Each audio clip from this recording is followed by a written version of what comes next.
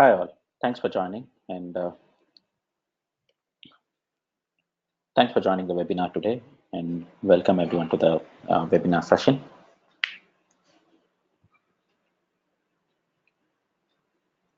We'll begin it in a minute.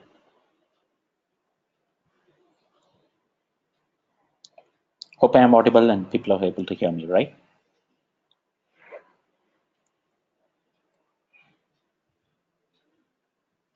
Yeah, thank you.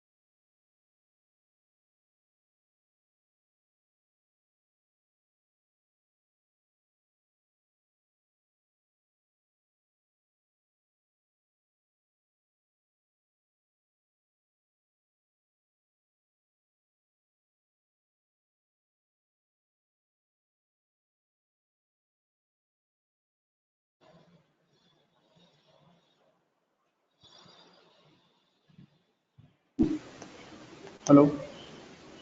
Hello. Yep.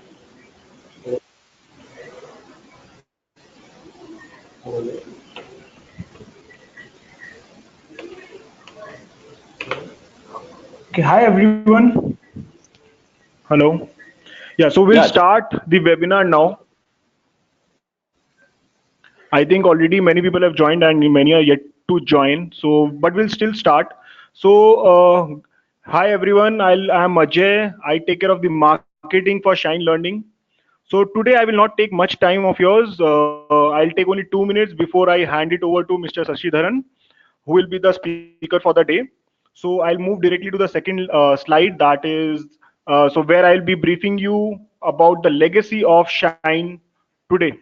So Shine is basically a part of Shine.com itself, and it was launched by Hindustan Times. So Hindustan Times, everyone must have already known about it. Yeah, its presence is there in print media, where it has all the newspaper, that is Hindustan Times, the Telegraph, the Hindu, and in the radio segment, if you talk about, it has Fever 104 and Desi Martini. Then it has all its online channels presence as well. That is hindustantimes.com, LiveMint, shine.com, and the new one, that is shinelearning.com, which is completely into education. So talking about Shine Learning in specific now, Shine Learning is India's largest professional courses and career skills portal. So if you see, Shine Learning basically, so you must have heard about Shine.com. Yeah, Shine.com is India's second largest job portal, and it has launched Shine Learning. And Shine Learning is a marketplace for e-learning courses in India, which holds its more than 700 plus courses by top providers in entire India. So if we talk about all the top partners, we have all the top edtech companies who offers various kinds of courses. across all the categories, including IT, finance, marketing, management, and different kind of courses as well. So Shine Learning aims basically, it's the vision of Shine Learning is to upskill the Indian talent pool to adapt to the changing job market. So where we try our level best to narrow down the gap between the candidates and the entire and the recruiters. So you might be knowing that in the current scenario, what is happening is the recruiters have started to recognize or hire people with specialized skill or the talent. So we try to upskill all those people and bring them to that level so that the recruiters can hire them. So this is what the role of Shine Learning is.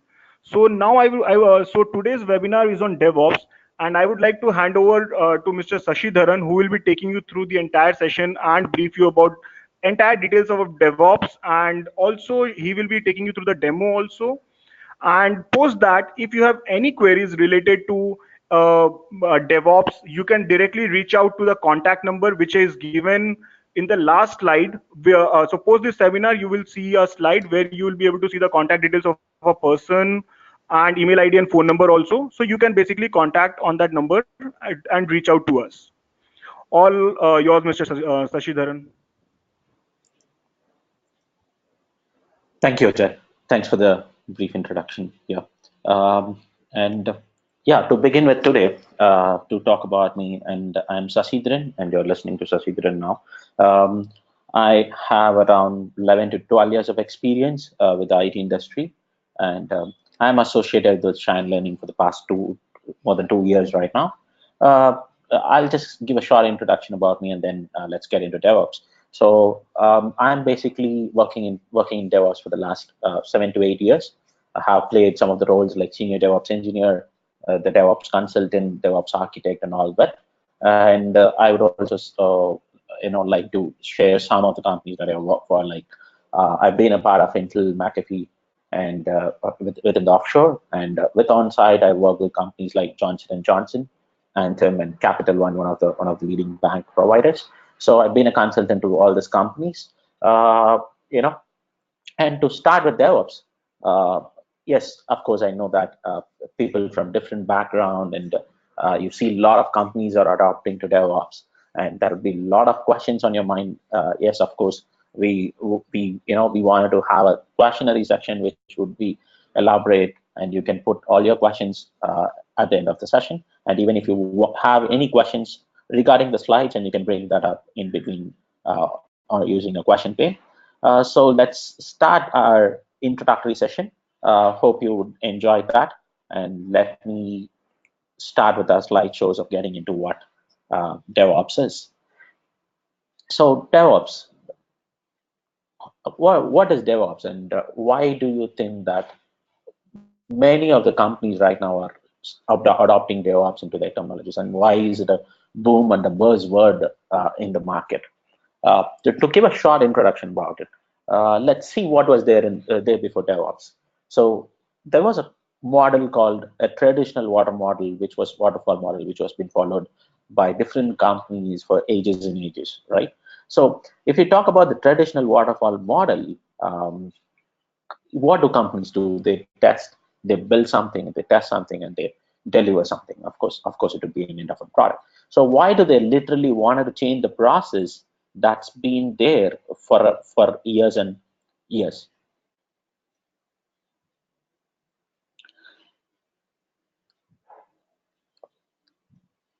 Just a minute. I've just shared the screen. Yeah.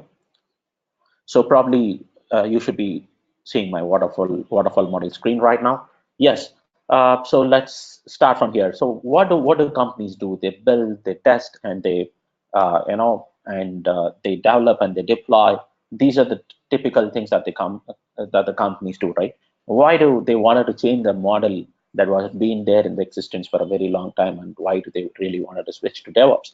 Of course, that's one of the not a biggest transition that I say, but just aligning those teams according to the DevOps model would be challenging, and that's where they wanted DevOps people across it, because this is not something which DevOps is not something that would be a change within a team, and it's not a team, it's not a product, It's not just one tool, and it doesn't lies only with automation, and there is a lot of automation as well. So it is not something a team which is going to take care of, and it is going to be part of a complete development and life cycle. Okay, so for SDLC, what was there before that? That was waterfall. So what was the problem with waterfall that they had, and why do they really wanted to switch to DevOps? Now let's see that any company would literally design, and they would implement, they would test, and they would deploy, and they had teams, separate teams for them, right? They had their own teams internally. If you want to take a look at, and all those teams are not much aware of what they do. Probably not what they do, what the other team does. Probably say you are a developer, and you have your own code, you have your own scripts written, and you just hand over the code to QA, and QA has its own automation, and they deliver the code for production, and of course production has its own automation, right? And so there was a lot of silos between the teams. When I when I talk about silos, you can literally build up a small screen or a small wall between these companies, between these teams, the developers, the testers, and the production team. So that's where they wanted to bring down those silos, and the companies have been thinking about it a lot. And around 2009 or 10, companies started a model called DevOps, and that's ruling the market right now, which has been implemented by many of the top companies, and many of the startups have seen successful rate with that, and finally even many big companies started implementing it, to see successful results in their product. So what was the problem with the waterfall model that you think? So to talk about the waterfall model problems, the first thing is the silos, and the other thing is, like, you can say that the automation would be only with you. Say that ops team would write some scripts, and a QA team would write their own scripts, and then and the development team, they have their own automation within it, and that might be a manual deploy as well within it. So there was no integration, and there was silos. And if that something goes wrong and people are not able to determine like what went wrong, literally, if say you release a software release today, and something that goes wrong, it was really difficult for them to find until and unless they have a strict tracking mechanism of where it went really wrong, which team has went wrong. And so not only this, and there were many other issues with the waterfall model, which the companies have been living with it for years and years. And DevOps gave a best solution for that, and that's where people are, almost many of the companies are trying to adopt themselves into DevOps, and then, bringing up their change, the cultural change, or the change in the people that they literally want within it. Not only that, uh, but people are also adopting to the lot of open source tools in the market, because DevOps talks about a lot of tools within it and a lot of automations within it. And additionally, it has also got a lot of tools within them, right? So to talk about, of course, that's a place where they decided to replace waterfall with DevOps, and there would be a lot of questions that where is agile coming into picture, and there was something called as agile that we have been working with it, right? Yes, of course, agile. A lot of people have seen a process level change within agile, and agile and DevOps works in line to make the market or to make a company successful in their results, not only for the happy customers, but only for the internal purpose, like, that they can have a lot of productivity, a lot of automated testing, a lot of automated deployments, and they can ease up their work in terms of automation, rather than relying on a lot much manual ways that they literally have. So agile brought up a lot of this process level changes. So sprint level, you would have a Kanban or a Jira story, where you would track all your daily purposes. Earlier, you have been using some SharePoints, Excel sheets, and all that to track your results. So agile brought a cultural change as well within the process, and DevOps added with a lot of the tools that it has within the market within to integrate all these teams together. Okay, so not only in terms of tools, it has also integrated and aligned. DevOps has aligned itself along with Agile to merge their tool level automation and to merge their process level automation into anything. Say for example, I'll just tell you that any tool that works, it finds a bug. Say for a monitoring tool finds a bug, and or it finds something is not working, it can go ahead and put story on your ticket automatically. You don't want someone to sit and monitor it, and then you don't want to report that. So this is the integration point where agile tools are talks to DevOps. Even Jira or Bitbucket or some of the SCM tools that you have heard of. Probably people would have people in the people with the targeted audience probably would have not heard of these tools, but I would elaborate those tools in a minute. Probably you can just have a gist of it. Okay, so say you track your code and then you wanted that code to be merged with which release it is. Even Agile does that for you. So probably that's a point of integration between your Agile story codes and your code that you really write them for. Okay, so yeah, going ahead, yes, these are the points that which DevOps always has an upper end on the existing waterfall methodology or any other methodology the company follows, and that's where many companies are hitting their targets and then running behind them, behind DevOps to implement them, to have a successful implementation on them. And it is not a one-day change that would happen. It would take uh, its own time based on the company strategies and all of that. Of course, they wanted a lot of people in terms of automation and DevOps, and people might be from the developer background or a QA background or from even the production background. They wanted DevOps to be assigned, aligned with them because they know how the software release works within their company in the DevOps model. Even a developer say that he wanted to be a full stack developer, or even a DevOps known developer who knows how a DevOps model works. So that's where irrelevant of the team, probably within it might be a developer QA or product ops team, DevOps being part of everything. As the name says, it is DevOps, and there were some misconceptions that there is no QA in it. So it's not that QA people doesn't have to get into DevOps. It's been the integral part of the company, and of course it's been named so as a DevOps model, integrating all that teams. Of course, QA also lies within it. So that's a point. That's a question that I get always in any of the seminars that I give. Like, I'm from a QA background. Is DevOps not related to me? So I just wanted to make that point here. And let me see some of the questions. Is it related to the one that we are talking about? Yes. So there was a question about it. I would like to take this up. Agile versus Scrum versus Sprint. Agile methodology also has Scrum in it. Like, if you say as per Agile, either you work on a Kanban storyboard or you work on a Jira storyboard. Of course, there would be a Scrum master for your storyboard, right? Who would literally take an ownership of your product, or he might be a technical guy or a non-technical guy. The Scrum master can be anything. If there is a people say that your team has got some 30 or 40 people, of course, that would be a Scrum master, either technically or non-technical Scrum master, who would literally drive the show, or your project manager who can act as a Scrum master to drive the show. So Scrum is part of Agile. That's what I just wanted to say. And Sprint is nothing but you have a small releases. Say earlier, if you think of in the waterfall model, say I would just tell you this. Say 3 years or 4 years before, how many updates you get within a day for your mobile phone or for your apps? It's very less, right? And now if you see, your apps keep updating it on a daily basis, and so that's the change that it has brought. Like, the companies are faster and they are shifting into the speedier transformation of their software releases.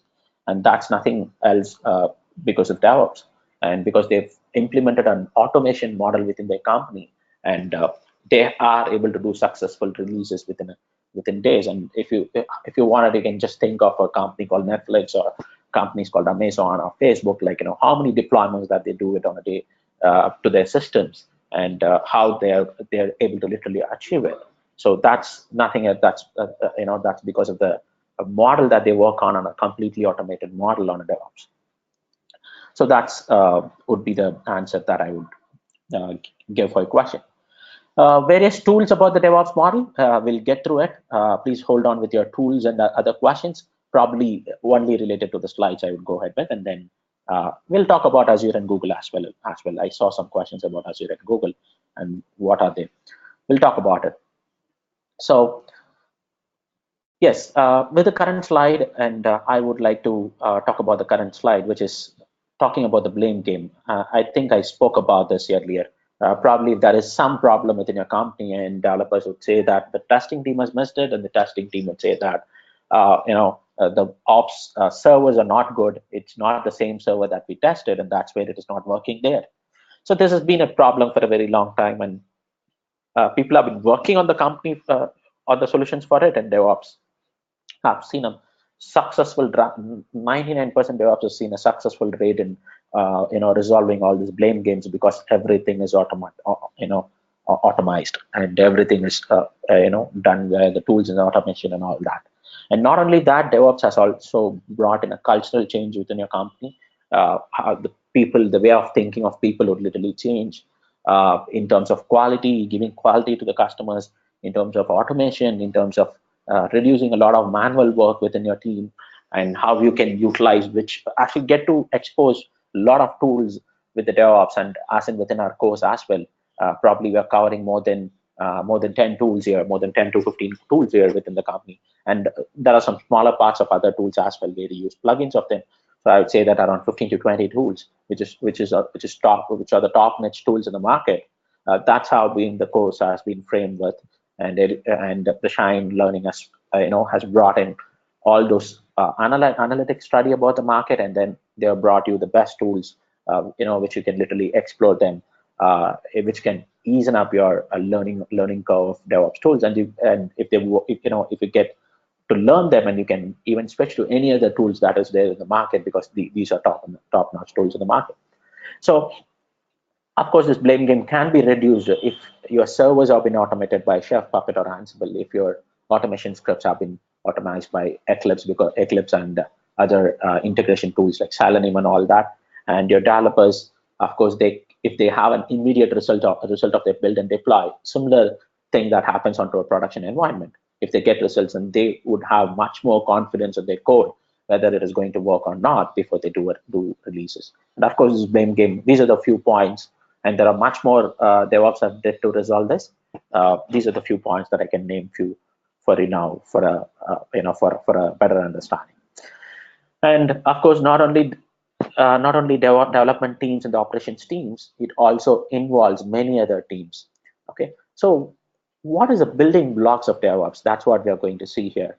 DevOps is a software methodology which involves continuous development, continuous testing, continuous integration, continuous deployment, and continuous monitoring. Okay, so so throughout its development life cycle. So DevOps is a software methodology that does everything. So it has three or four parts which I can name of.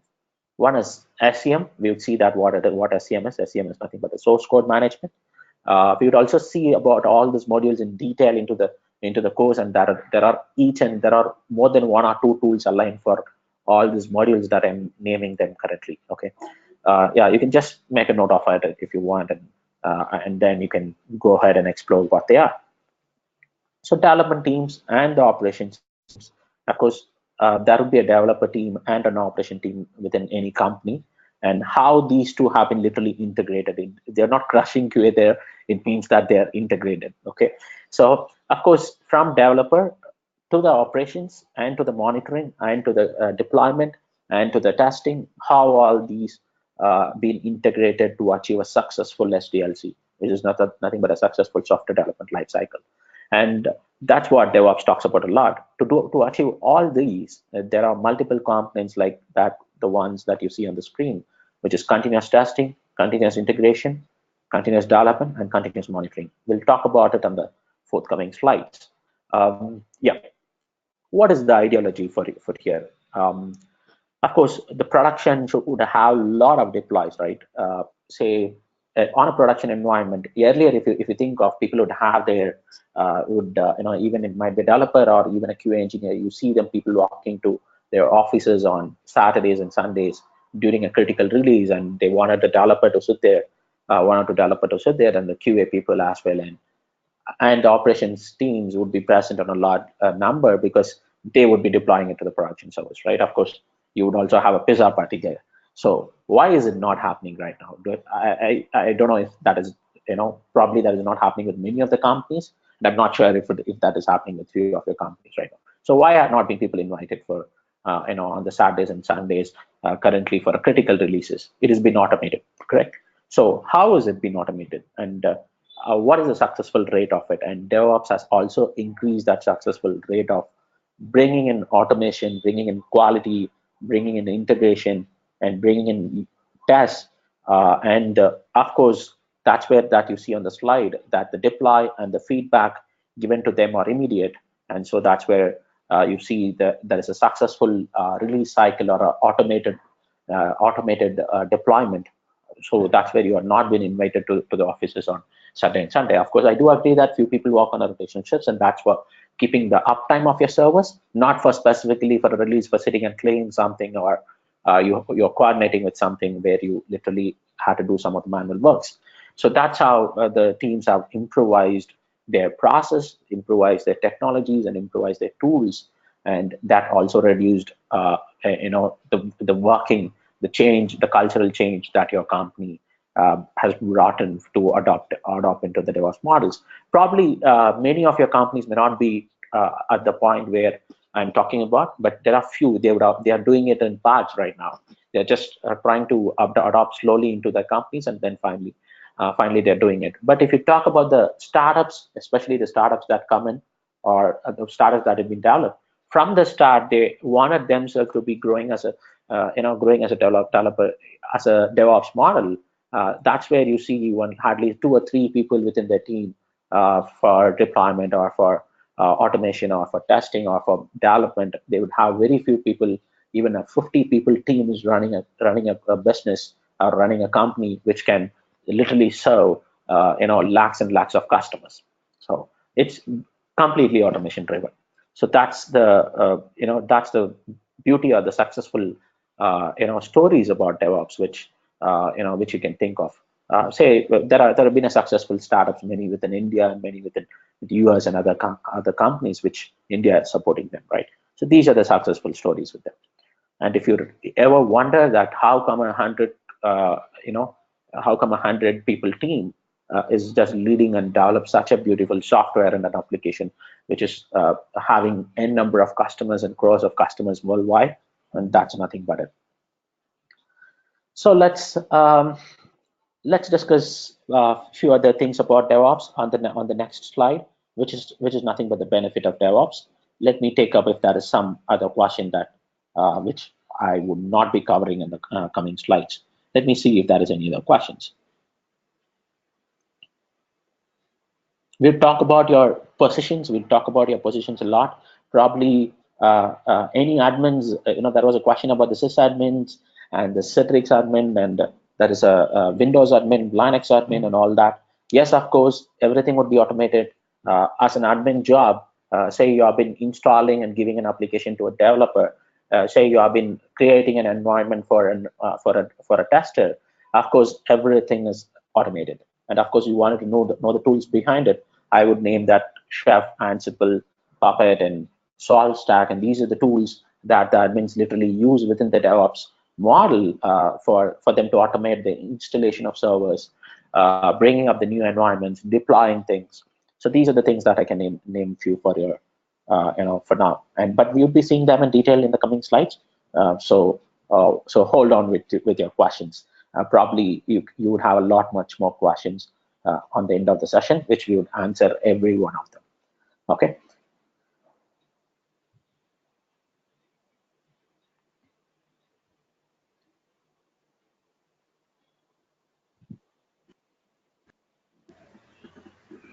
Yep. So let's go ahead with our slide. What are the benefits of DevOps? I think I spoke about benefits of DevOps. I have covered benefits of DevOps a lot more from the first slide. I've been talking about much benefits of the DevOps that even the customers see, that even the companies see, and the employees see. Employees and hassle-free code, or you don't have to, you don't have to worry about it because everything is automated. You would get to know the results. Developers would get to know the results immediately. Of course, the testers as well. They can do a similar type of production or a deployment that they literally wanted to do on a production environment. Of course, it would be a hassle-free handling for the ops as well, because they're not going to do the typical admin works where they literally sit and monitor things. sit and monitor things about how their application is behave and why how it is going to respond and all that. I would put up a question later on, and let's have an interactive session at that time about the monitoring stuffs. We'll get there in some time. So cross team collaboration, of course, as I've been talking about the DevOps that has some silos between the team. Earlier, the developers doesn't know what the other guys does, and the operation team doesn't even have a clue what is which tools have been used in DevOps, now used by the developers or by the testers. And now you would see an integration across all these three. Of course, everyone would be aware of what is happening with other teams and how they have been integrated and how they were automated and then aligned themselves up with the DevOps model, right? So that is a cross-stream collaboration. Of course, it is going to be agility. Yes, you are going to not lose anything else. You're not going to miss any deployment. You're not, because it has been scheduled, you're not going to miss any of the test results because it is automated, and you're not going to miss any of your code reviews and all that. Even that's going to be automated with the DevOps. That's for the developers. So code is deployed 30 times more frequently. Earlier, how do you say there might be a developer or a QA engineer or a sysadmin? So how do you really bring in a change within your environment? You wanted to approach a change guy, the change management would be approved on one lead, then it would come in. Of course, we have a change management within DevOps as well. I don't say that it has been completely eliminated. It's like not for each and everything you had to do that, and now the change management team are looking at the automation, how successful it is, and then removing that process of approving it because they have a lot much confidence on their model more than the manual tasks that they do. So that's where the code deployed on their system is much more faster. One is because of the change in the process, because it is automated, and the other one is the confidence that they have on the automation using the tools rather than the lot of scripts that they do. And that's where you see people moving away from the script model. And when I talk about scripts, the scripts are automation, not the real script or the code that the developers write. Okay, so they're trying to implement that with a lot of tools, and that's where you see when are you you know when are you Google for DevOps tool, you see a lot more tools on the market which is available, which serves its own unique purposes. So moving away to the next slide, the one on your left down, which is deploy, test, build, develop, and release. This is continuous delivery. Okay. So how do you want to do? There is also other word which is called as continuous deployment and continuous delivery, which we'll be talking about it when we get into the later slides. And reliability, of course, it is reliable because there is an integration between all the teams. The teams are much more aware of what they literally do and where their code is being deployed and how it is going to be deployed. So all these are pretty much known, and even the developers or even the or even the ops team is also aware of what is the release cycle that we are working on, because earlier it has been tracked in terms of Excel sheets and SharePoints and all that. Agile methodology brought in that changes. Anywhere people can get into their storyboards and understand what is the epic going on and what is the sprint and when would I have this completed so that I can start my deployment process. So these are the changes that DevOps brought in within the model of within the model of how the company operates. Yes, DevOps toolkit, which is plan, code, build, and test. What are the tools that is being used for within the planning cycle and within the coding cycle and all that? So for plan, of course, there will be developers who would be much more using Git and the source code management. Even the QA engineers also would use Git, and QA engineers also would use Git and Subversion and all that, right? So how is that going to be into the DevOps model for the ops engineers? Let's talk about ops engineers because they would have not literally used some of the source code control systems, right? So of course, say once the ops engineers deploy their code, they write a code in Chef, Puppet, Ansible, SaltStack, or you write something on the Docker, or it might be anyone. It might be a developer or a QA engineer or even an ops engineer who writes a code in the Docker. Of course, he's going to store all that files in some of the source code management, because storing your code is always very much important for your company. At any time, you can go back and review it, or anytime you can revert it back to your old code that you literally have, right? So thinking about it, yes, that the DevOps model literally has a source code. That's the point where everything starts. So it starts from a code, and from that code, it gets to an automated build or to an automated script that starts a process, right? So of course, there is a planning cycle, and which happens. The plan also might also happens in Jira, because if people have used Jira and storyboards and any other process, earlier people are not who are not used to Jira and Kanban.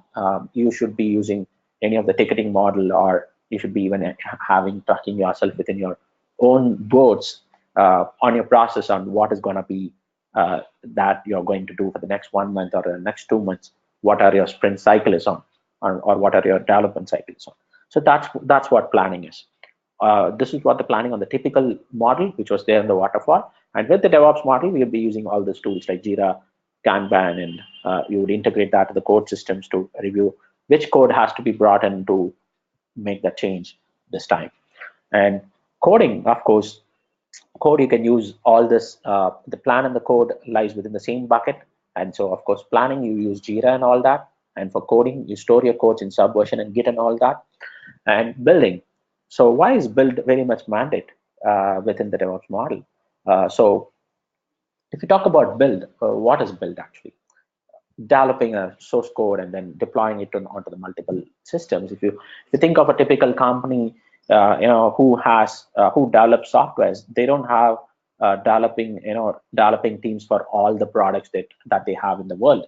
They just have one development or one code. They might be having multiple development teams, but their core development team is just one, where they wanted to build it for the different applications that they deploy on, and then they would release the code. I would give even a better understanding for you at that place. Say you developed a code, you wrote a small script, and you wanted to deploy that on a Mac laptop. Of course, you wanted to build the way the Mac wants, the Mac supporting files and all that, right? So that's the building tool that's a small example that I can give you what the build tools can do. You can add some of the libraries to your codes, and then it can deploy to it. Of course, you would have listened to, I don't know if there are many build and release engineers who just do build and release on the typical waterfall model, which they would have you come across Maven, Gradle, and all that tools. Even those build tools are also would be the integral part of the DevOps model current now, so that it can be automated within the workflow or automated within the framework of the DevOps model. And coming to the test, if there are test engineers, you would be aware of what JUnit and Selenium is. Of course, each and everyone should know of how testing works and how the integration works. So we are going to learn a lot of integration techniques within DevOps, how one tool talks to the other, and how that tool performs itself so that it can integrate with other. So we'll be learning about the tools, and we'll also be learning a lot about their integrations. Okay, so we are not going to basically develop a software and then integrate it with that, and then look from end to end. It's not DevOps is integral part of everyone within the company. Of course, they would do their own role, and they would work on the tools, or completely end to end tools, or might be few of such tools, which is a part of a DevOps model. And to talk about the integration in between, you can literally see that the one out there, which is Bamboo and Hudson. Hudson is the old name of Jenkins, okay? And the Jenkins came away from Hudson, and Bamboo is one of the Atlassian tool sets. So these are the tools that has got a lot of plugins to talk to the development tools on the other end, and to talk about the deployment tools on the other end. If you look at the left side of the integration technique, you would see there are a lot of build, test, and the core tools. So all this build, test, and the core tools, once after the source is code, once after the code is built, what would it do? It should deploy, right? So of course, your code would be deployed there. After building it or after testing it, you would operate and see it, right? So for that, there are some operation teams. Of course, the left part of your slide should the tools should integrate with the other tools which is present on the right side, so that's how a developer codes and the QA codes which is on your left can integrate with your tools that is on your right. So you wanted an integral part of how they can literally be integrated, right? That's what Bamboo, Hudson, and Jenkins can do that for you. So what are they? they have a lot of plugins around lying around in the market. For example, if I can tell you that Jenkins has got some thousands and hundreds of plugins in the market which can integrate and which can integrate and which can talk to any of the tools which has been listed. Almost it has plugins, more than one or two plugins for all the tools which is there on the slides right now. So that is one of the famous tools which would be covered as a part of the DevOps course within the Shine Learning. Coming to deploy, we would talk about it a lot. We also have a Docker and Kubernetes, which is covered within the DevOps model. Vagrant, I would also show you, that there would also be Vagrant for virtualizing your environments, and Puppet, Chef, SaltStack, and Ansible. We are covering 2 or 3 deployment tools with that, within the DevOps course, for you to have a better understanding of how the deployment works. Coming to the monitoring, there are many other monitoring systems, and these 3 are ruling a lot in the market. Like I would say that NagOS, ELK Stack, and Splunk are doing better than many other tools in the market. And of course, these are the server monitoring and the log monitoring tools. Apart from this, people would have heard about some of the application monitoring tools as well, like New Relic, App Dynamic, and all that. It's completely fine if you are not aware of much tools, because we'll be covering a lot of tools during the during the course. Okay, so you don't have to literally know that this tool does that and that tool doesn't do this and all that, because you have a competent tools on lying around the market. Not only just these tools, and there are many more tools within the company, or different companies might use different things.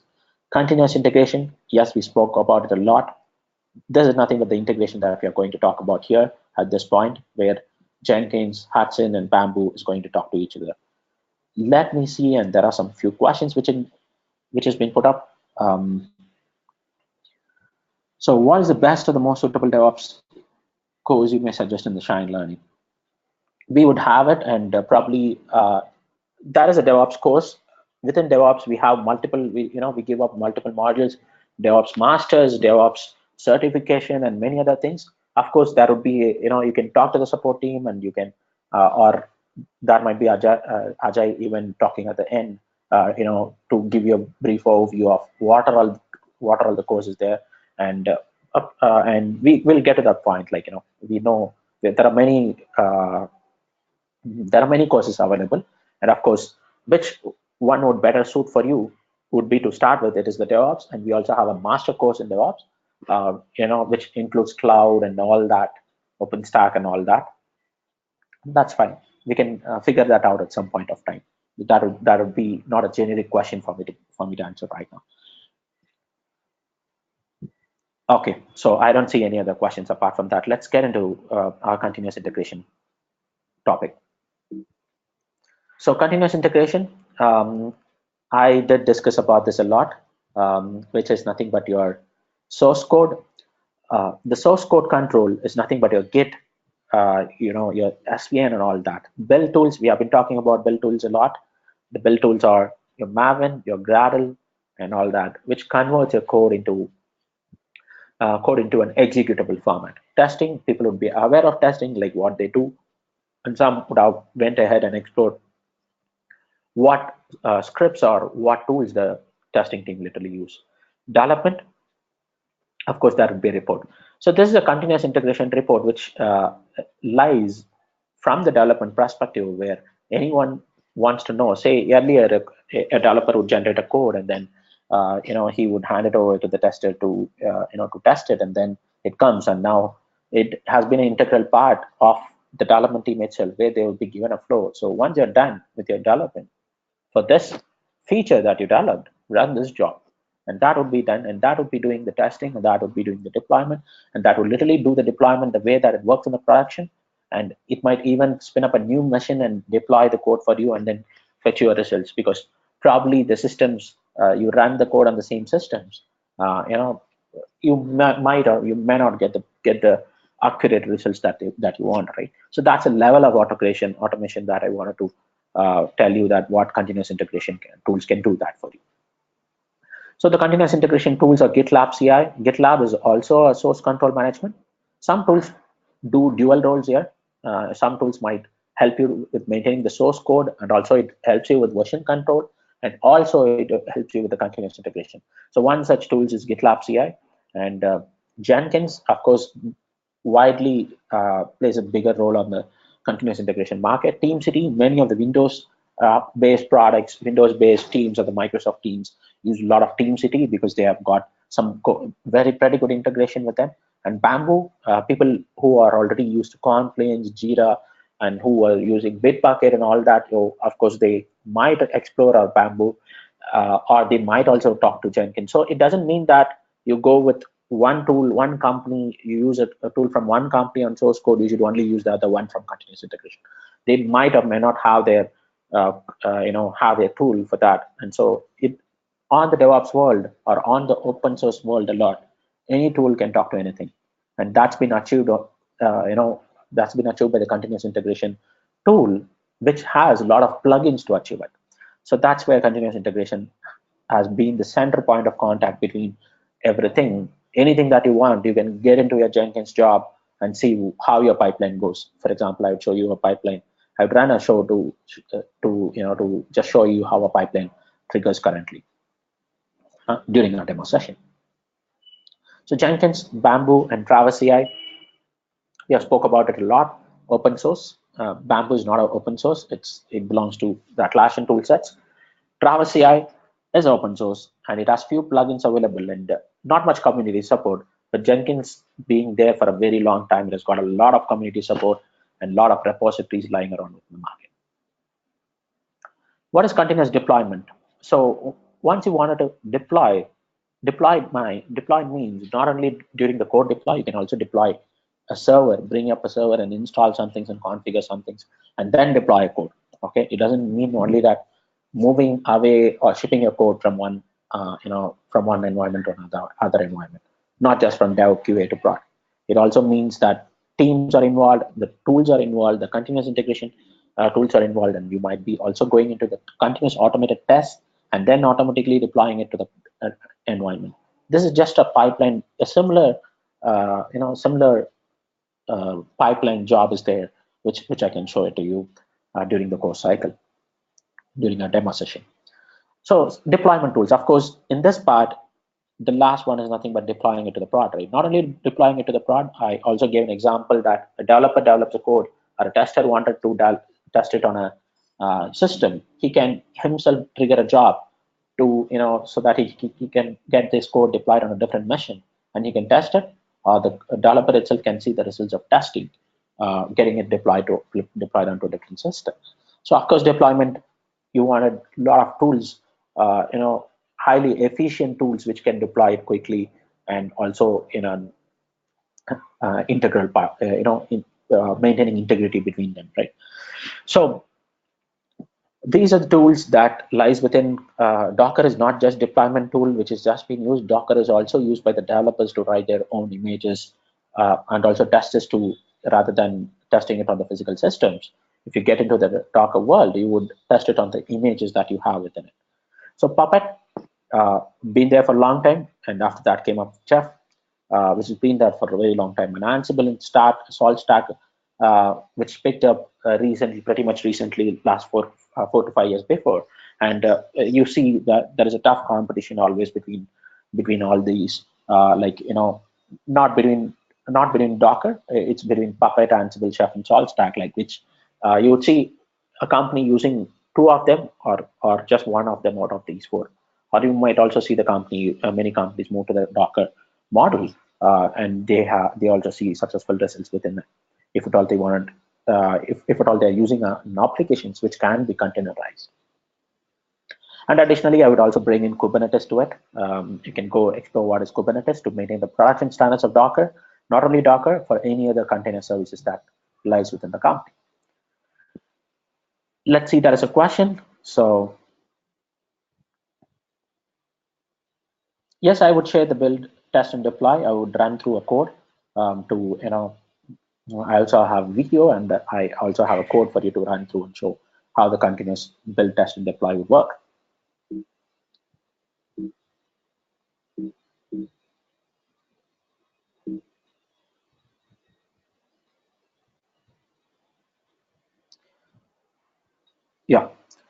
So version control systems, first, as soon as the code is developed, it would be built, and then it would do a unit test, and then deploy. Of course, you would also perform some of the automatic tests there, and then it would be deployed and validated to the measure value, right? So this is a kind of a code deployment where it literally works within a company. This is the CI/CD pipeline that you can develop within a jobs. You should have multiple jobs between them, and finally you can see the code deployed, to deploy to a package, and that package would be available for the customers for them to use and take an advantage of that code and get it installed on their systems, and then they can start proceeding with that from there. So this is the CI/CD pipeline which lies, and earlier there was no feedback mechanism because there was no automation between the teams and there was no integration between all these teams. And now, if you take a look at it, there is a production feedback between at each and every step. So, say you trigger a job, either you would be notified from the job via email, or you might be taking a look at it physically on how it progresses, or you can also trigger emails or trigger notifications on each and every step that happens using some of the email plugins, or you can also use some of the automated monitoring systems which can keep you updated about all these steps, and the feedback which happens in each and every time.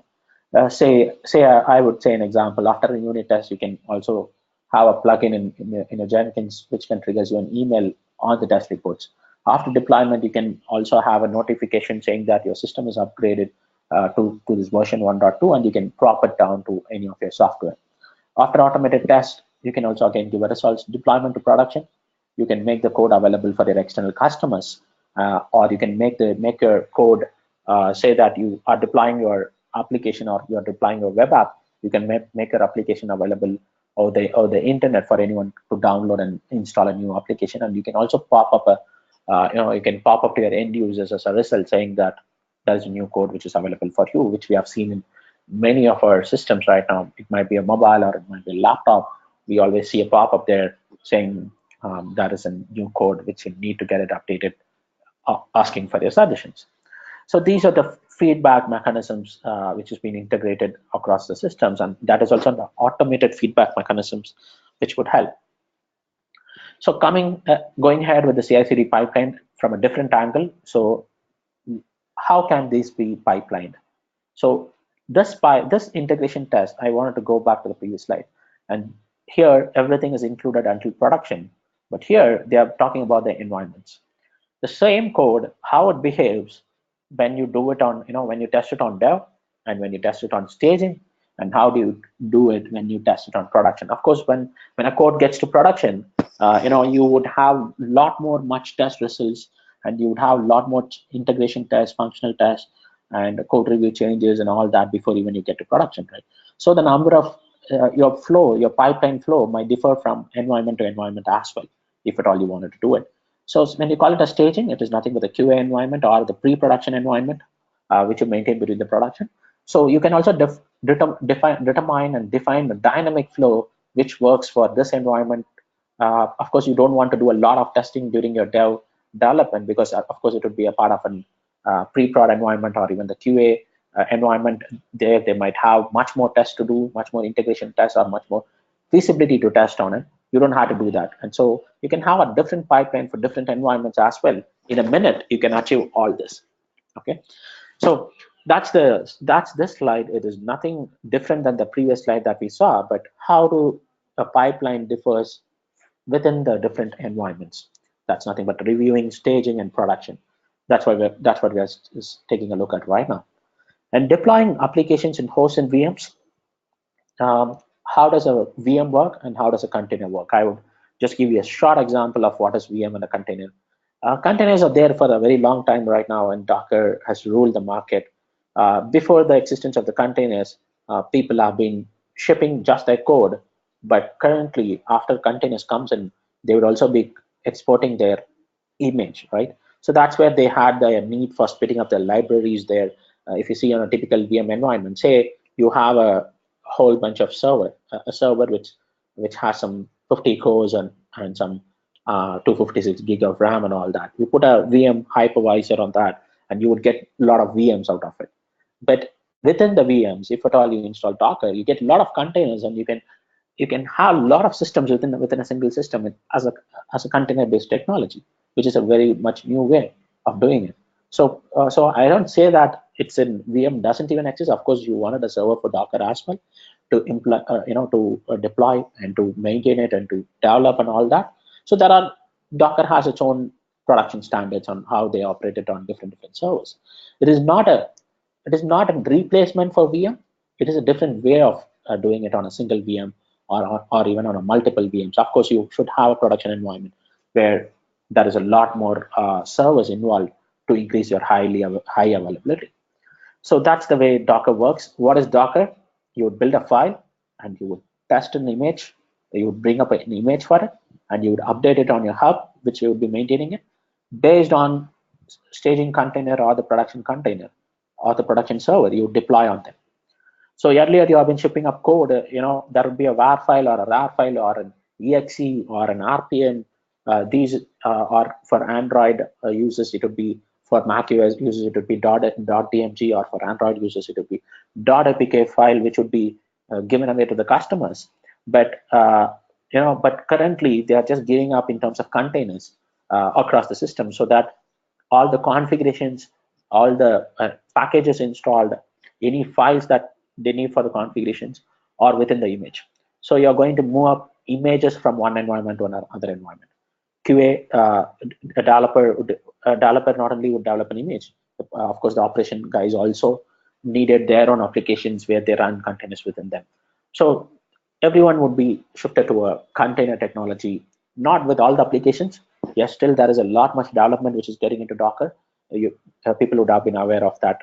It's a pretty new technology that came up, and you got a lot of exposure on that.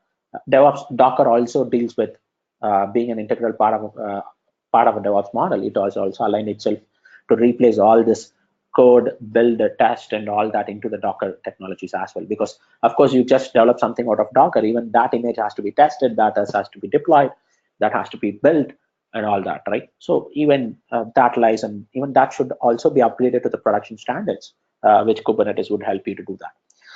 So this is the life existence. This is the existence life cycle of Docker, what it is. Coming to the monitoring tools, of course, yeah. Here I have a question for you guys. Say, let me talk about the monitoring tools a lot. So what would be the monitoring tools which that would be deployed within your company to do it? So there would be server monitoring tools, and there would be application monitoring tools, and there will be many other monitoring tools which lies within the company, right? So how does the latest tools that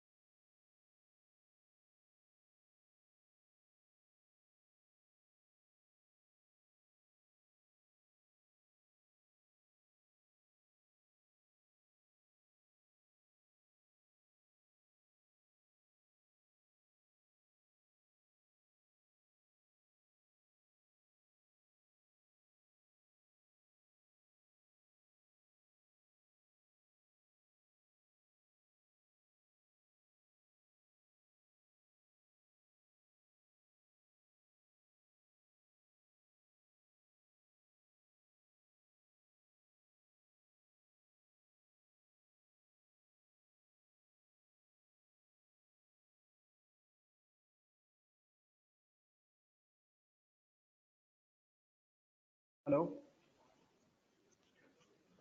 Hi everyone. We are facing some technical issue. Kindly hold on for 2 minutes. Mr. Shashi would be joining us immediately. He's joining in again. Yeah, yeah, I'm there. Hello. Probably. Yeah. Hello. Okay. Yeah, you can hear me now. Yeah, we are. You are audible now. Yeah.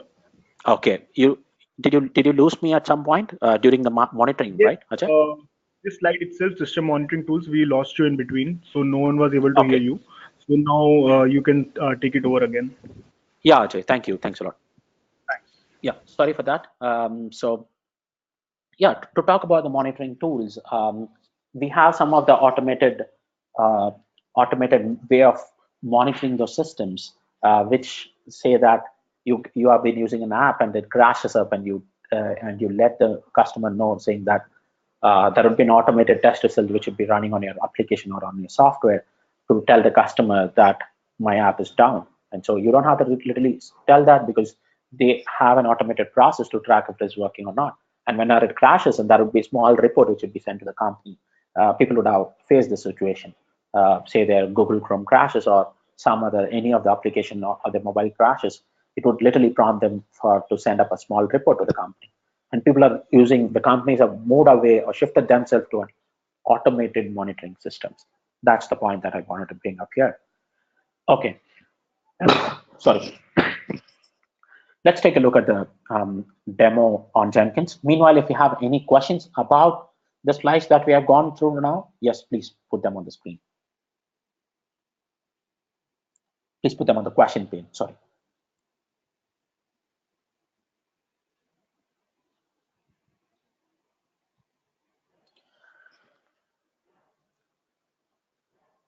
Just give me a minute. I would pull up the demo for you, which will be running as a video.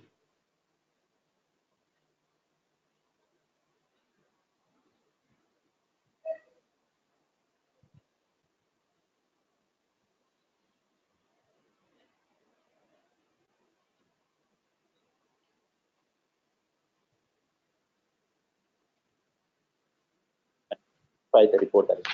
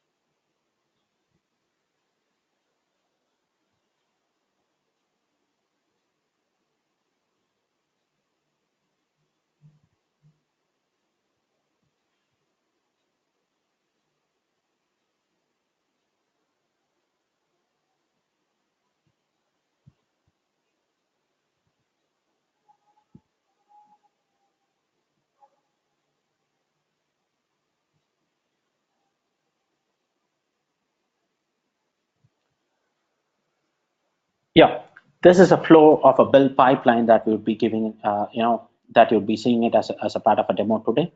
So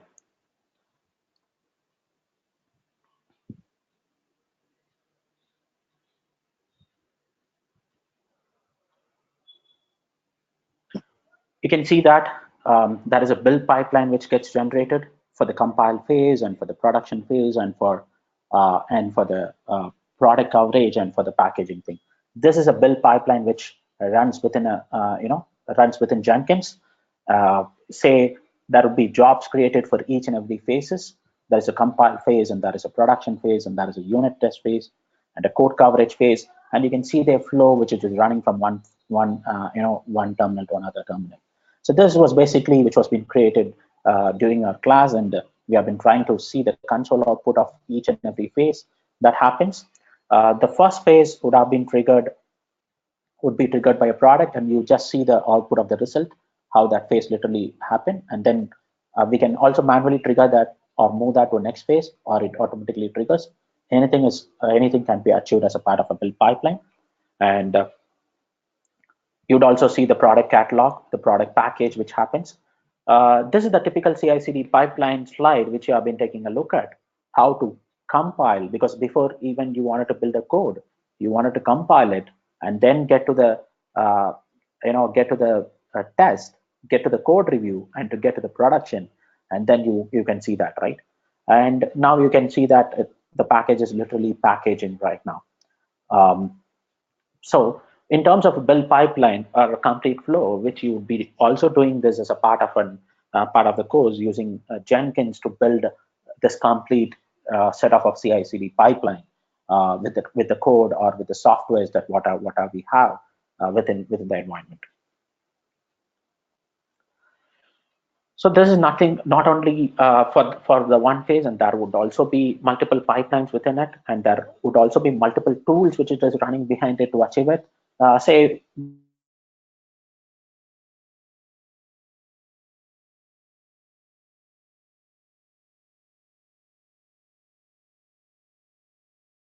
we are using a plugin called Shopify to do a code review. You'd be using a plugin called Shopify to do a code review and all that. And JUnit, which would the product of JUnit test, which would help you to test all your results with the Selenium, and product code coverage, where you would do a coverage results of all those tools. And when it comes to deploy, of course, you would be using Jenkins to deploy, or even Puppet Chef, or any other tools that would be used for deploy. Uh, you know, to run this course, to run this pipeline to build and give you a code at the end of your product. So this is one of the DevOps model, and you can see that the clicking on My Project Pipeline, and you have created a project with all the jobs that it has been listed down here, and you would be able to run them onto the different machines. And you can also see some of the slave nodes, which it is on it, which is offline, and that's what that runs on the master to get your code generated for you. So this is one such example of your, you know, example of the demo pipeline uh, that that we have created during the course to achieve a software lifecycle, or to even deploy a code onto the production and all that. So this pipeline that I've showed currently to you is based out of uh, 7 or 8 tools which is running in the background, which is JUnit, which has which has Shopify, which has Maven for its build, and which is using Jenkins, and which is also using Tomcat for it to deploy onto the systems. And additionally, during the deployment, it also uses Docker, and it also uses Chef and Puppet on this complete set of pipeline, which is integrated with multiple jobs to achieve yours. So that's one example of the demo that I showed you right now, which was a part of an integral class session record to to achieve a pipeline within your result. Let me pull back to the slides, and let's see what is left out.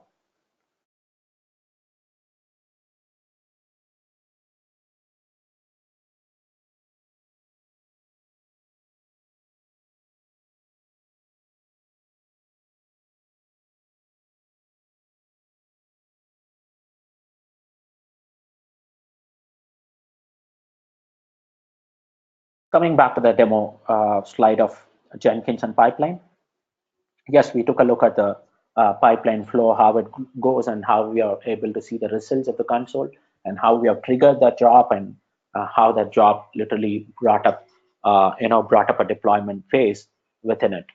So benefits of enrolling to the Shrine, I think I would hand over this to I'd be there. I'd be staying back for your questions. I would hand over this to Ajay, and so that Ajay can take a lead of this, and then he can tell you the benefits of how to enroll and how to proceed with all that. Yeah, Ajay, mic over to you. sure. Shashi, can you play the slide or help me in playing the slides at least? Sure, I can do that. Yeah. So, guys, I hope you liked the webinar and all your queries also got sorted. So, in case you have any issues, you can reach out to. I'll be displaying the number as well. So you will be able to see the contact details, and you can reach out to us in case of any queries. But before moving on to that, you can. I would like to highlight the benefits of enrolling for this course, that is DevOps with us. That is at Shine Learning. Okay, so moving on to the next slide. So here are the benefits. Uh, Shashi, can you move the slide? Yeah. So see, while you enroll for DevOps and you learn and go for this course, that is DevOps engineer course. So the services that will be given to you as a part of the curriculum, is there will be instructor-led sessions which will help you in gaining more knowledge and also getting that feel of the face-to-face interaction as well. Secondly, there will be multiple projects that will be part of the curriculum, and this will give you an hands-on experience of the overall course. Thirdly, there would be lifetime access. That is, the course content that you will be getting along with this course will stay with you throughout your lifetime. So in case there are any updates related to any of the modules of the course, that remains with you. You will direct the course gets updated in your access itself, that is a login credential, and you can view and go through the course content again and again n number of times. Lastly, the class recording. So the instructor-led sessions that are held. So in case you miss any class, then definitely those recordings, you can get access to those as well. Those recording links will be enabled in your login, and you can access those recordings as well. Lastly, this was the part of the DevOps course curriculum. But apart from that, there are three more services that you can see which are lined up in between. So you get a 24/7 expert support service. That is, anytime, anywhere you face any challenges regarding the course, you can go for it. You can get it clarified by reaching out to the support team. Secondly, the job assistance services as a part. So now that you have completed the course, you would also be looking out for job opportunities. So to get you more chances of getting job in the market, we can Shine basically will help you in get not exactly so by providing you job assistance services. One of the service that will be given for free will be the featured profile, that is, which is basically the resume highlighter. So while there are so many there are almost many people who are looking out for jobs, so your resume will be highlighted separately. Last but not the least, you will be getting 10% Shine credits, which will be redeemable on your next purchase. So since every one of you are from IT background, so you know you need to keep on upskilling, right? So while you upskill, so after doing DevOps, you will be going for some other different courses. So while you enroll for a different course, maybe after 6 months or 1 year or 2 years down the line, you can redeem this 10% credits exactly. So in case you so for example, if you get 2000 credits, those 2000 credit is almost similar to 2000 rupees in your wallet. So Shashi, can we move to the next slide? Yeah. So lastly, so this is can you see the contact person name and the details over here? Contact person Raju. You can, in case you have any issues right now, so Shashi will take it up right away. And in case after this session also, in case you are having any issues, then you can call on this number, or write directly on this email ID and get more details about this course. Apart from this, if anybody wants to go for a spot registration, that is only available for today. So you get flat 25% off on all any of the DevOps courses. Apart from that, you get a free resume writing service, free featured profile service, free resume booster service, and 10% Shine credits. So if you go so on Shine Learning, the price of the course is 19,995 plus GST. Right now, only for today, we are offering it flat at 15,000 plus GST. So I'll hand it over to Mr. Shashi again, so that he can take up any of your questions. Mr. Shashi, all yours. Thank you. Thanks, Ajay. So hope you have all enjoyed the session, and now it's the questionnaire. Yeah, if you have any questions, yes, please put them on the question pane, and so that I would start answering them.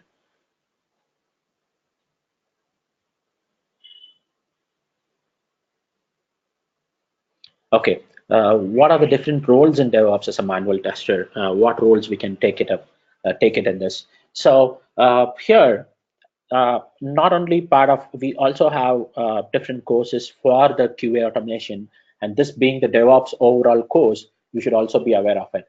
Say that for QA automation engineer, I think even Shine Learning has got a lot of QA automation courses, and DevOps also has got a automation scripts where we take a look at the Selenium, and we also see how Selenium can be integrated with with some of the testing tools like JUnit and Cobertura or many other plugins. So this course helps you to do an automated testing and also an integration.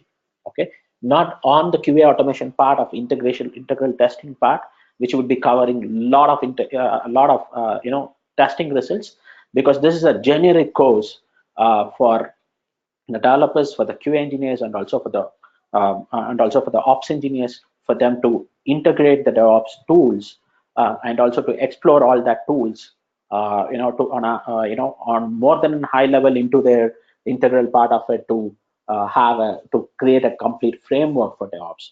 So I would say that you be a tester, or you be a QA engineer, or you be a or be a developer or an ops engineer. Of course, people that are also QA automation engineer within DevOps, QA automation engineer at DevOps, and senior DevOps automation engineer. So these are the roles that you might face with some of the companies that you can come across. Okay, if we have a bare metal installed with a version XXX and we need to upgrade with a Dockerized version, then it could be possible, or we need to install fresh version of Dockerized and later versions. Okay, Venkatesan, to just answer your question, say you have a bare metal, and that server, within that server, it basically depends on where the code has been deployed. Either it is deployed to a server, or it has been deployed to the container within the server. Okay, so the bare metal deploy, it's like, say you have there are some of the legacy applications which cannot be containerized. Still, people are running with that, with that installation physically onto the server. And for those servers, the deployment tools would track a record of which version is getting deployed to it. When it goes to Docker, there would be an image version which would be tracked, because Docker doesn't go ahead, go changes just with the code version. It would have a different image altogether, a different image version where it would be deployed. So two of them are completely different, but you can have Dockerized applications installed on a bare metal. That's the point which I'm trying to make you understand. What's the difference between CD and CI? Okay, continuous integration and continuous deployment. Continuous integration, to talk about continuous integration, we have seen some of the tools like Jenkins and other tools. These tools would help you to integrate with other teams, with other tools. They can also deploy, but not to the level of what it can do. Say, for example, Jenkins, if at all you wanted to deploy on 10 servers or 20 servers, it is possible. But if at all you wanted to do it on thousands and thousands of servers, of course you wanted to find a deployment tool like even a Chef, Puppet, or Ansible, which can do on them. So I would say that's the difference between the integration and the continuous integration and the continuous deployment tool. Being a QA engineer in the DevOps team and what is required for the DevOps QA, I think I did answer this. If you have any questions about it, yes, you can add that again. I mean, only testing or even any of the coding. With this course, a QA engineer would literally understand the complete DevOps lifecycle, and he would also understand how all the tools have been integrated with each other. Additionally, we are also covering Selenium and all that. And there are also courses which is specifically related for Selenium, Selenium for a QA automation engineer, which you can explore within the Shine Learning. I'm an AWS solution architect. Is it benefit to me of DevOps? Yes, yeah, Mahesh. I would tell you that within AWS, you would be just use their services, but really you would not be knowing the tools which runs behind it.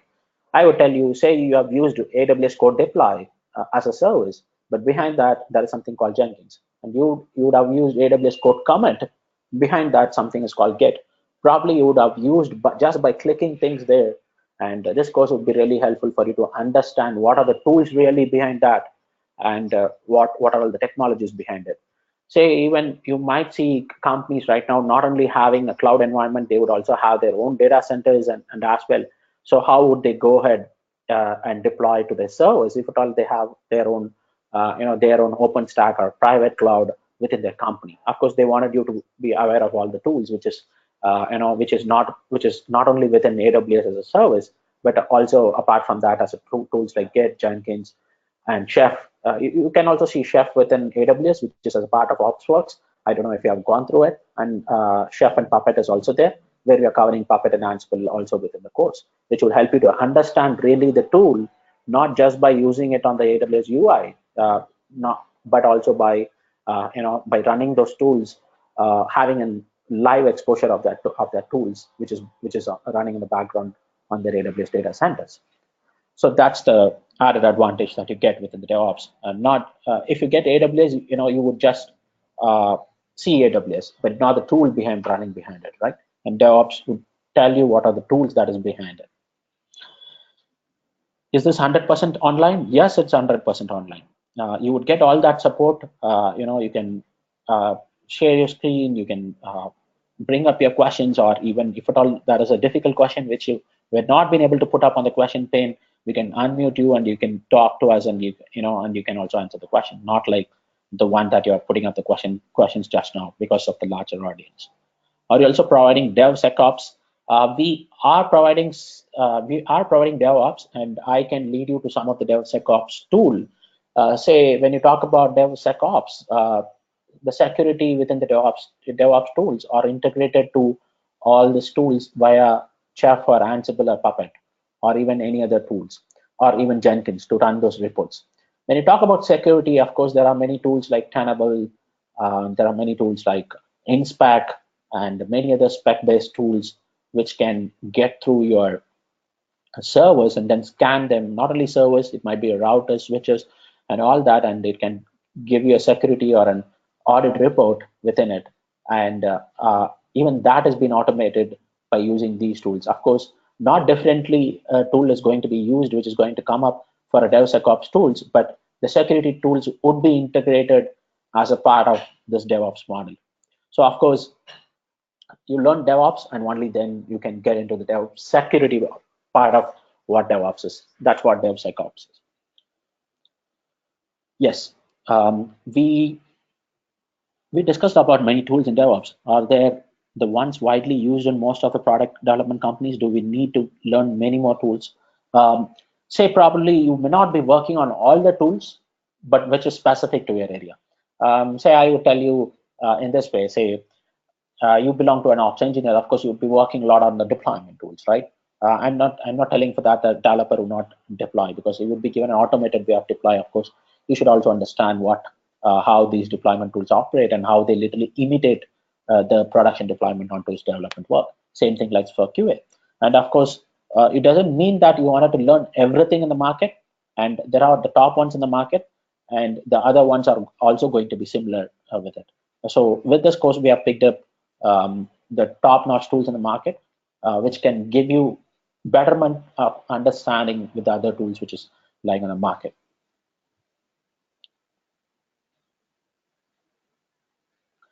Okay, to talk about people on the cloud, I think I gave an overview about what lies within AWS with it, and there is an one cloud overview with the part of this course, and with the part of the DevOps master course.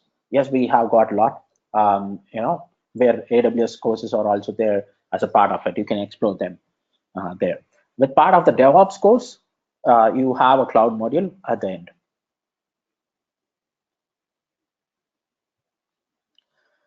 Okay, there is a question about a product development manager. Is there specific courses for product development manager? Of course, I would tell you in this way that say a production manager would have worked in a waterfall model, and of course, people want the managers to know technically what is happening within the different teams, to understand the DevOps model. Of course, only then they understand what tools are and how they are integrated and how the flows there within the company. Only then they would be able to manage them technically, right? And I'm being the DevOps technical manager, as I know what the team literally does, and I came up from a technical background, and I understand it much more better what they do, being guiding the team as a team in terms of not only just the management, but also managing them on what task that goes into the team on each and every sprint cycle. I would say that even that's much more. We had a lot of project managers who has joined the course to understand how these tools are integrated and how these tools have been coded and developed and scripted accordingly. Yeah, Sachin, I would share your uh, email ID with Ajay. They can get back to you, or you can reach to us on the slide, or you probably would have noted down the numbers. I would move to this slide, and anyone have any questions, you can reach out to this phone number or to this email ID across. So, is this course covering the cloud deployments? What is cloud deployment? Cloud deployment would be a service, right? Of course, for each and every tool, there is a deployment. If you deploy it to a EC2 server, yes, it is a cloud deployment. If your server is on your AWS, or if your server is on a Azure platform, yes, it's a cloud deployment. So we are covering that too. And what skills does a DevOps engineer need? Of course, all the skills that you see it right here. Um, uh, you know, they wanted to be specialized in the tools that you have come across within it.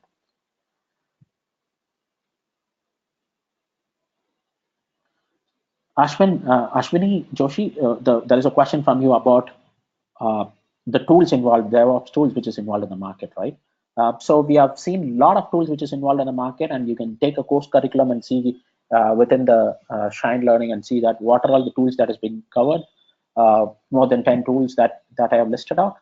So that would be the better view for you to list out. Probably I have covered much more tools to say that these are the ones which has been covered during the course.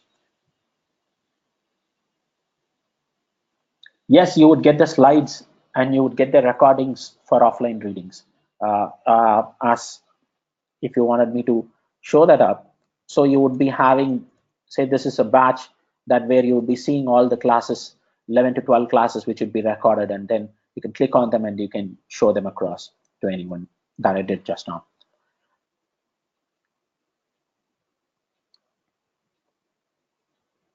I have the slide published. If someone that didn't take a note of number on the email ID, you can take a note of it. Many thanks for the answers. Yes, thank you. Thanks a lot. So, hello. Yeah, I'm done with all Uh, the questions, Ajay. Yeah, you so can take it just over. one thing, Mr. Vishal. The okay for everyone. The update. There's one update. The certification will be given by Edureka. So Edureka is a course partner, and Shine Learning is the selling partner. So this webinar is also provide in so the course the certificate, so basically the course that you will be given, and the course details will be completely of Edureka, and the selling partner is only Shine Learning. And you can register, whether you register from Edureka or from Shine Learning, you get all the benefits. If you register with Shine Learning, you get all these benefits which has been mentioned on this slide. So that's all from my end. So in case of any queries, my team will reach out to everyone, so they you can get all your queries sorted as well. So that's Okay. all. Thank you. Yeah. Okay. Yeah. Uh, Ajay, do you have anything to add up? I'm uh, done with all the questions that has no, been even asked I'm here. done. Thank you everyone. So I think we'll end up here. Yeah, thank you everyone. You can reach out to for any other questions. Sorry that if you have missed anyone, because we had a lot of participants here attending it, and so if anything has been missed, you can miss it out. You can literally reach out to this number or to the email ID which is out there for the better clarifications. Thank you all. Have a great day and have a good one. And we'll end the session here. See you all. Thanks.